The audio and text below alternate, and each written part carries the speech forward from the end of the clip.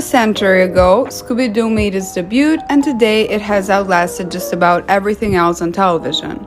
I grew up watching the Hanna-Barbera cartoon every Saturday morning, and still to this day I see it at some type of network. Over the years, it's been the subject of at least 19 TV series, more than 40 animated films, and 2 live-action movies in the early 2000s and some in the later years.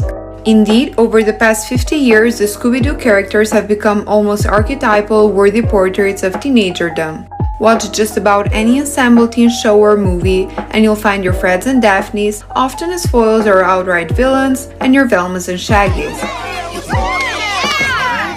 Daphne Blake is the main character of the long-running franchise. She is the fashion queen of the team, bringing lots of style to the group, and has often been described as a magnet of dangerous situations and prone to getting into accidents. This has undoubtedly kept her in the center of attention, making her the classic damsel in distress. This was very noticeable in the first ever Scooby-Doo TV series that came out in the 60s. She was only portrayed as a victim, and it's a shame as every other character had a purpose except for her. Fred was the leader/planner of the gang, Velma was the brains of the operations, and Shaggy and Scooby were the comic relief of the show. The issue with this is that Daphne had no means of being in the gang other than being captured to further the plot, kind of like an ornament of the show. In general, Daphne is seen as bubbly, fun-loving, and although dependent on klutzy at times, she has her moments of pulling off amazing things which make up for her mistakes, let's put it like that. The interesting thing about Daphne, though, in relation to being dependent, is that she got better. While she started off as a poor model for young girls' confidence, look pretty and the big strong man will come rushing to your rescue, as Fred always did, she turned into a very independent woman. She learned martial arts, she learned how to pick up locks, and developed useful problem-solving skills. This completely changed her image of a helpless pretty girl to a self-sufficient woman, and hopefully inspired many princesses to do the same. Now let's focus on the main part of this video, the character analysis. I'll be taking a look at 3 different versions of Daphne, played by Sarah Michelle Gellar, Kate Melton, and Sarah Jeffery. I'll focus on the character as a whole rather than just in the fashion aspect, unfortunately. Just kidding. So let's take a look at the first portrayal of Daphne in a live-action film, played by Sarah Michelle Gellar, and on a personal note, I just think she's amazing. I don't know why I have such a huge sympathy for her. But focusing on the movie, the first film was released in 2002 and grossed $175 million worldwide. The film received generally negative reviews from critics in regards to the script, humor, and visual effects. However, a sequel, Scooby Doo 2 Monsters Unleashed, was released in 2004. I don't have much of an opinion on the first movie, but the sequel was exceptional. There are so many great scenes, and I generally like the script and the realization of the visual effects. Even the costumes are very close to the original cartoon. What isn't from the cartoon, though, is Velma having an attraction to a guy. Okay, now, I know they haven't seen the cartoon at all, as it is obvious she's been playing for the other team all along. Wait, what year did this come out? Yep, he's gonna fall. 2004, when all comedies were made of 5 jokes. This is one of them. I'll be taking a look at Daphne in both the first movie and the sequel. I'll start by saying that in my opinion, Gellar's characterization of Daphne is phenomenal. She starts off as a black belt martial artist. This is crucial because now Daphne is seen as a vital part of the squad. She has an active role in solving the mysteries through her physicality and her kick-ass skills. For the first time, she's relevant because she made herself relevant. It shows that she acknowledges the fact that she was victimized and takes it upon herself to learn how to overcome this perception of her. One of my favorite parts is in Scooby Doo 2, where Daphne and Velma are in the Black Knight's mansion, in the library by themselves, and all of a sudden Daphne just starts fighting one monster that appears out of the blue. And I remember really liking this part as it was such a reassuring moment that Daphne now is no longer dependent. She does not need another member of the squad to save her, but rather she is the one who steps up and becomes a heroine, protecting both herself and her squad member. Hard because, on the cartoon she is certainly the most underdeveloped character. So you want to develop her more, you want to make her more of a heroine for the big screen, but you also need to keep all of those attributes that make Daphne Daphne. So it is nice to see that Sarah Michelle did such a great job at developing this character and giving her a greater purpose and importance from how she was initially portrayed in the animated series, being there just for her looks. The actress managed to transform the perception of Daphne from being a conventional, attractive character that has no real input into a role model for girls to look up to and aspire to be. This character development is then adopted in the animated movies to come, where Daphne is continuously shown to use her strength in situations where the squad members need help. Also, another thing that I like about Daphne is that, apart from the physical skills she endorses, she develops, or rather exhibits, an aspect that the rest of the squad more or less lacks, which is her emotional intelligence. Velma may understand science, Fred might understand traps, and Shaggy and Scooby definitely understand a buffet, but Daphne understands people. What's with the personal attacks? It's just as you know, I'm standing here. You know that I know who you know you are, which is him, who's a her, which is you. Oh, now I see what you do for the gang. In many ways, she's the heart of the team. She's generous and compassionate, willing to give out advice and encouragement to those who need it, such as encouraging Velma to go after the guy she liked in Monsters Unleashed, which I don't approve, but nonetheless it's one of the traits that makes her so lovable. And thirdly, I really like the fact that Daphne does not abandon or disregard her looks and her sense of fashion to be more practical when fighting or going on to solve mysteries. This is very important in my opinion, and something I should probably work on a bit myself. She serves us some amazing looks throughout the movies, proving purple is indeed the new black. So let's briefly take a look at her outfits. This one gives me most popular girl at Coolsville High School vibes. The separates are so simple but together feel so powerful, and there's nothing more fashionable than lounging around Mystery Inc. headquarters in stiletto boots. Comfort is just so overrated, I guess. Nice throwback to the classic cartoon Daphne outfit with a green scarf and lilac dress trim. She's wearing it with platform boots, which might not be the optimum choice for this dress moment, but she's smiling and posing like she's wearing Versace's latest collection, so who even cares? This outfit is single-handedly why the phrase "less is more" exists in pop culture. This is her Bond girl moment, her Kill Bill moment. This should be on display in a museum due to the historical events that went down while this was worn. The golden D buckle is just a heavenly touch. This outfit is luxury to excess. It has literally redefined what it means to travel by plane. Huge bonus points for how it looks classically detective-y in dark glasses and a trench coat, and she's going to solve a mystery. The custom Louis Vuitton luggage, the clean lines of the coat, the little cube bag and hand luggage just makes this outfit stunning.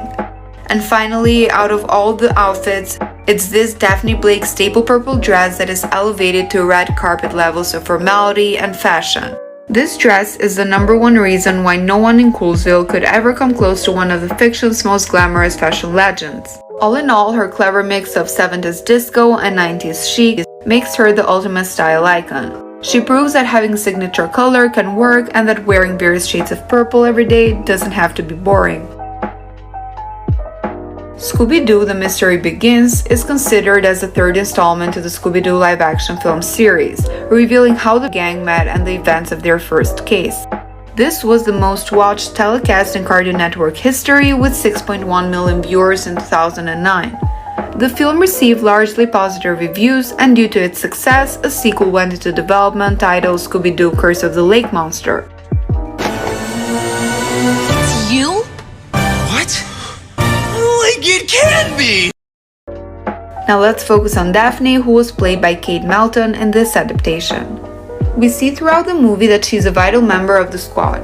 She manifests a lot of problem-solving skills, like providing the van for the gang and giving them makeovers to go investigate in the school as they were expelled, and is overall very motivated and eager to contribute into solving the mystery, constantly providing suggestions for the case and actively participating in their search for answers. But she lacks the level of action and strength portrayed previously, most likely because this is their first case, just coming together as a group, so I understand not having developed that aspect of her character yet. Now, looking at her outfits in the first movie, she doesn't seem very fashionable and her outfits aren't memorable at the slightest. She still shows great interest in styling and makeovers though, but fails to come across as a fashionista. All her outfits feel like the same thing over and over: loose shirt with jeans and long boots, and the iconic Daphne scarf. Although this is a symbolic part of her wardrobe in the animated series, for some reason the costume designer felt the need to incorporate it in every one of her outfits. Honestly, her wardrobe is so forgettable compared to the iconic one we saw in the previous portrayal of Daphne. In the second movie, however, we see an upgrade of Daphne's wardrobe. Her clothing is more stylish than before, the color tones, accessories, and the entire design overall is much closer to the animated character. Not just for Daphne, but for all, we see a much closer association to each of their respective characters. So we see lots of purple with a touch of green here and there in different pieces of clothing that just immediately links to our perception of the original Daphne. Nonetheless, although her wardrobe has been updated and is more stylish than before, it fails to capture the same level of glamour and chic that the previous Daphne achieved. Like where I live, Ridge Valley? A spin-off of the Scooby Doo franchise was released in 2018, which ditches Fred, Shaggy, and even the main character Scooby Doo, focusing on the female members of the group. How would this movie work, you say? Well, Ashley Tisdale, that chick from Disney Channel, and her last famous sister started a film production company called Blondie Girl Productions, which, I'm not gonna lie, is a pretty cool name. Now, pushing for female-centered movies is admirable and necessary, but actual effort has to be put in, and unfortunately this is not the case here. Honestly, Scooby Doo is one of those franchises that only ever works when the whole gang is present. Not only is this movie centered only on Daphne and Velma, but there is absolutely no trace of the other members of the squad or concepts from the original series. Besides the names and the aesthetics of the characters, I find it difficult to think of this as a Scooby Doo product.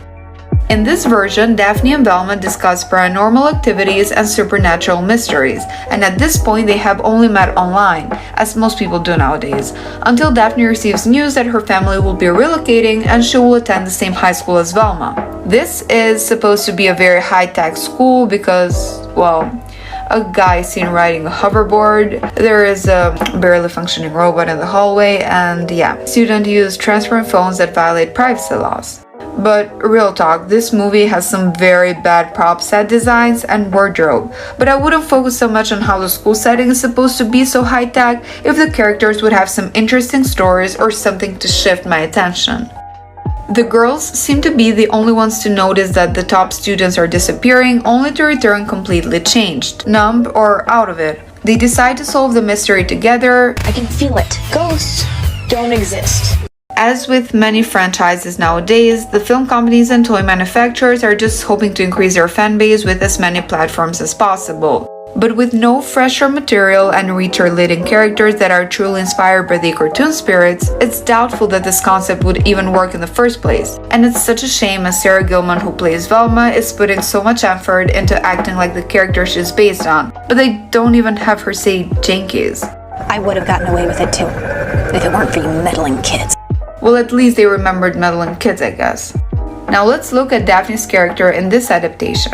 From the beginning, we can see that she is very curious and interested in mysteries and how to solve them. She seems very excited to work with Velma and be her friend, but a routine story, cheesy effects, and bad writing let them down. Daphne's character has had some updates from the version Scooby Doo fans are used to. I feel like her character is closer to Fred, acting more as a leader and planner of the group, and showing a little bit from the original character traits. In the final scene, Daphne goes to save her mother without doing lots of action, whereas Velma is the one who single-handedly fights the spiders. The whole fight scene is just so bad, especially the part where Velma deflects the laser beams with karate chops. And this honestly annoyed me a little bit, like karate is Daphne's thing, they couldn't even give her that. And finally, looking at her outfits, we need to take into account that she's in high school. But unlike the previous Daphne, she seems younger, freshman maybe. Nonetheless, she has a good sense of style, her outfits are fancier and more detailed than the previous Daphne played by Kate Melton, and unlike her who had a similar way of dressing up, this Daphne is seen in a variety of different outfits. She shows great interest in styling and delivers some great looks while maintaining the original Daphne palette. Now that we've looked at the three versions of Daphne, it's time to get into the rankings, starting from the worst and ending with the best. This is a much quicker ranking than the two previous videos on Snow White and Belle, as we only have 3 portrayals of Daphne here, but in a way this makes it a bit more difficult. I tried to identify some components that I think are the main traits of Daphne and how well they are displayed in each adaptation. These include her emotional intelligence, her strength, and her incredible sense of fashion. So these are the criteria, and we will focus on them when ranking the 3 versions. On number 3, we have Daphne, played by Kate Melton. I had really mixed feelings about her characterization of Daphne. Although she is keen to solve the mystery and participates actively within the squad, she lacks the physical strength, or at least fails to showcase it through the movies. Whereas for her emotional intelligence, there are instances in the first movie, for example, where she helps Velma by giving her a makeover, but not much is shown if they have a more in-depth discussion about Velma's insecurities or something related to that extent. In the second movie, we constantly see her arguing with Fred, putting too much emphasis on their relationship and leaves little room for having a genuine, helpful conversation to solve whatever problems they're facing. And to top it off, I don't really like her wardrobe, especially in the first movie. It is so not memorable, something that does not correspond to my perception of Daphne's sense of fashion, and although her outfits are more stylish and upgraded in the second movie, overall it doesn't score highly for me. On second place, we have Daphne, played by Jeffery. As a movie, I did not enjoy this at all, but we're only focusing on Daphne's character, so let's take a look at her portrayal. Now, there are no fight scenes throughout the movie, apart from a mediocre final fight scene, which, to be honest, I don't even think it should be called that. But either way, considering it as such, I'm still disappointed as one of Daphne's main traits, that of being the muscles of the team, was taken from her and applied into Velma's character. At least they could have both showcased fighting skills. But at least in terms of her emotional intelligence, we see her constantly approaching Velma, offering her help when Velma is worried about the other students in the school, and constantly checking in on her. I also think her outfits are really nice and maybe not the most stylish, but for a high schooler, she manages to display a good sense of style, not like in Kate Melton's case, for instance. And finally, we have the iconic Sarah Michelle Gellar as the number 1 Daphne. Saying her name truly feels like a breeze of fresh air.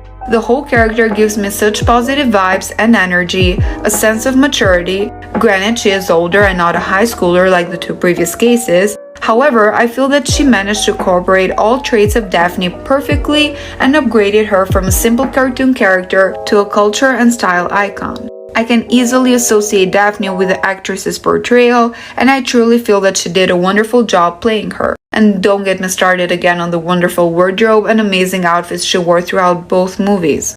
And I'm just putting this out there so that any biases are known. My favorite color is purple, so her wardrobe definitely scores very highly for me in general. But looking at all versions, I feel that this ranking, although maybe not as objective as I would have preferred, is a sensible one. To be completely honest, when I was analyzing and reviewing each version of Daphne, I thought Kate Melton would take the second place. And I do think that she does a good job of portraying Daphne, but considering the criteria mentioned before, I feel that she doesn't score very highly in those categories. I really hope you enjoyed this video and this ranking. Comment down below which character I should cover next. Don't forget to like and subscribe, and I hope to see you soon. Bye!